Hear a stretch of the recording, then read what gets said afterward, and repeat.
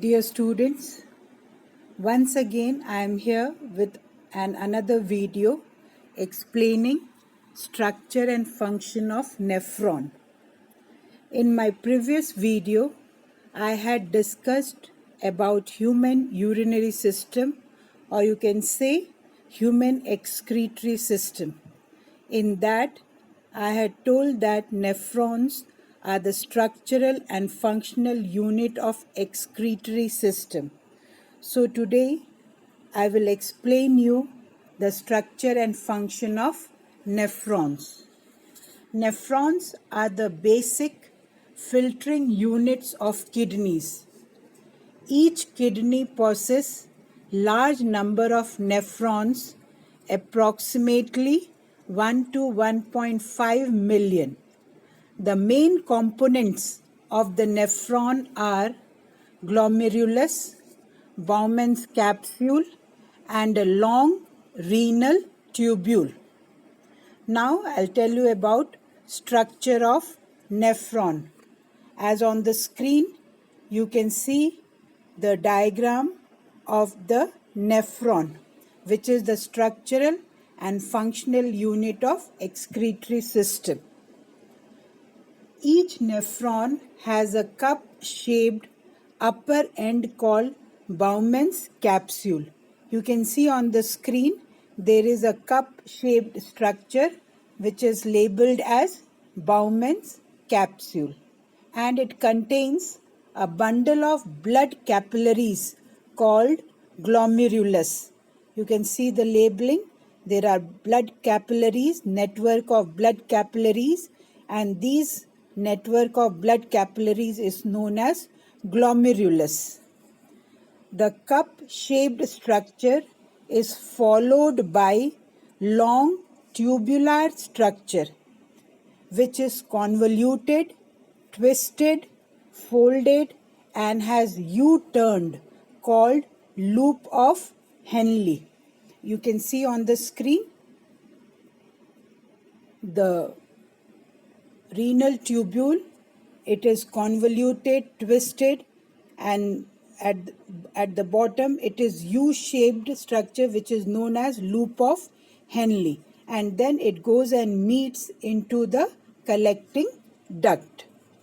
The function of long tubule of the nephron is to allow the selective reabsorption of the useful substances like glucose, amino acids, salts, and major amounts of water into the blood capillaries. And generally in the exam, 1 or 2 marks question is asked that why do the nephrons have long renal tubule?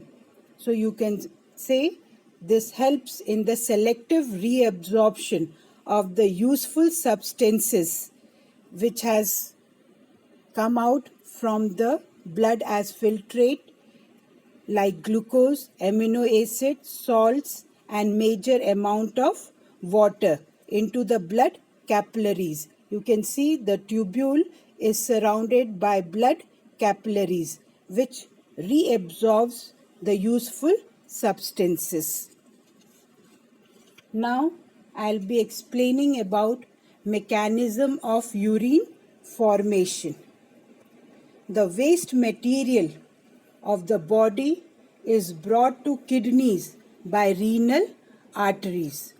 Already when I explained you about the structure of the excretory system, in that I have already explained you renal arteries and the renal veins. The blood entering into the glomerulus carries waste materials which are filtered out in the Bowman's capsule. Now filtration is possible because the walls of the glomerular capillaries and the Bowman's capsule are very thin and are selectively permeable. This property of the membranes allows water and small molecules in the blood to pass through them. Now, once the waste material is filtered out, the blood free from these waste material goes to the renal veins, from where it goes into the heart through posterior vena cava. The fluid containing waste materials is forced out of the glomerular capillaries in the Bowman's capsule and to the tubular part of the nephron. The filtered out fluid contains sodium, potassium, chloride ions, glucose, amino acids, along with urea, uric acid, and large amount of water.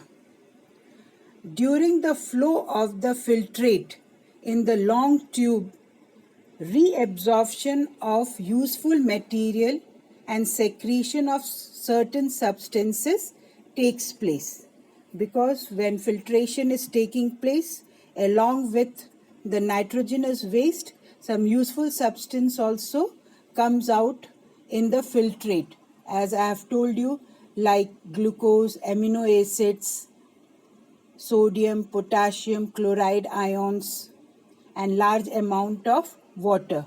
So we cannot afford to lose these useful substances. Therefore, they are reabsorbed. So during the flow of the filtrate in the long tube, reabsorption of useful materials and secretion of certain substances takes place. The materials reabsorbed are glucose, amino acids, sodium, potassium, chloride ions, water, etc. The fluid reaching the end of collecting duct is called urine. The urine is fluid and dissolved waste substances excreted by the kidneys. So what is urine? Urine is the fluid and dissolved waste substances excreted by the kidneys. Human urine contains about 95% water and 5% nitrogenous waste, mostly urea, uric acid, etc., and few other substances. Finally, the urine moves through the ureter and collects in the urinary bladder till thrown out of the body through urethra and urinary opening. Now the next question asked is how regulation of urine production takes place. So these are the steps of the mechanism of formation of urine, and now I'll be talking about regulation of urine production. Amount of urine production is regulated by the selective reabsorption of water and dissolved substances in the tubule of nephron as urine flows along the tube. The amount of water reabsorbed depends upon the excess water in the body and how much of the waste material has to be excreted. So, my dear students, now the lesson life process is over. Do please complete your notes, diagram, NCERT questions. Learn the lessons well. Utilize your time judiciously. Be in touch with your course book. When we meet, we will do quick revision and 1 or 2 small tests shall be taken of this lesson, and then we will begin with the second lesson, control and coordination. All the best. God bless you all. Thank you very much.